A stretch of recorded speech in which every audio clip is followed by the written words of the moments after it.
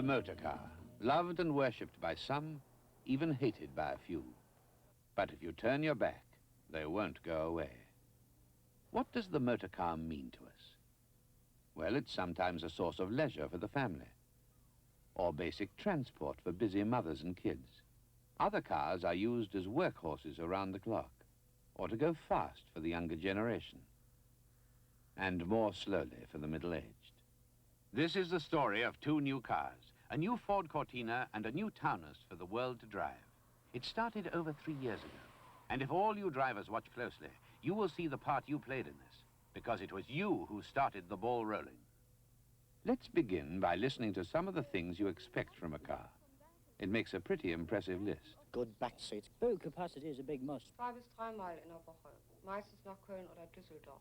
Good road holding. Auf genügend Platz für die Familie. Economy is one of the most important things I've got to take into consideration. But when Ford decided to replace the highly successful Cortina range, they did a lot more homework than a mere 100,000 interviews and 5 million questions. They carried out much more sophisticated research as well. In hotel rooms and private halls around the world, they invited a broad cross-section of the motoring public to walk around and look at a new car. There were no badges or nameplates on it, and so the people had no idea of the make, or even the country it came from. Ford questioned these people about the car, and about what they expect from a car. And some of the questions were pretty searching.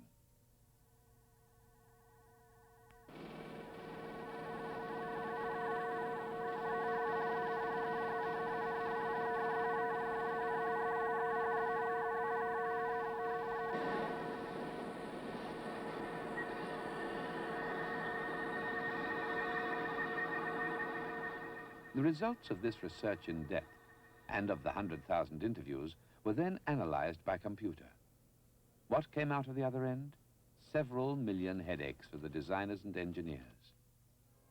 And for the product planners, the men whose job it was to coordinate the new car concept.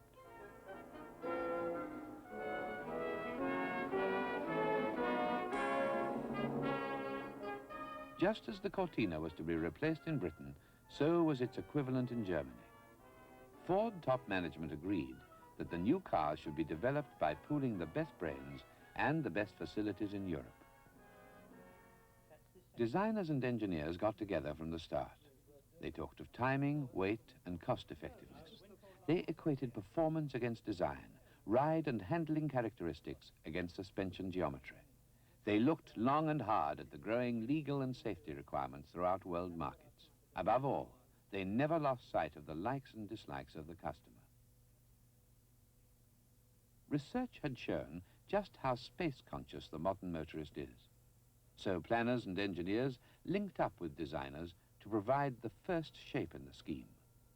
Full-size package layouts to study head and leg room. A third dimension emerged with the building in clay of a number of full-size models and a lot of the interior appointments.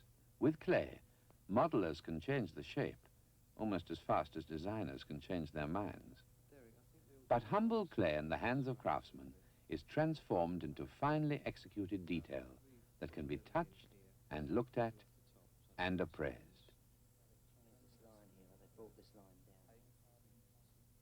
Because the modern motorist spends more time in his car and demands a far higher degree of comfort, specially built frameworks called bucks were produced, not only to give the designers the feel of their medium and to evaluate interior trim and seating, but also to measure the complex seat-to-pedal relationships with a metal man called Oscar.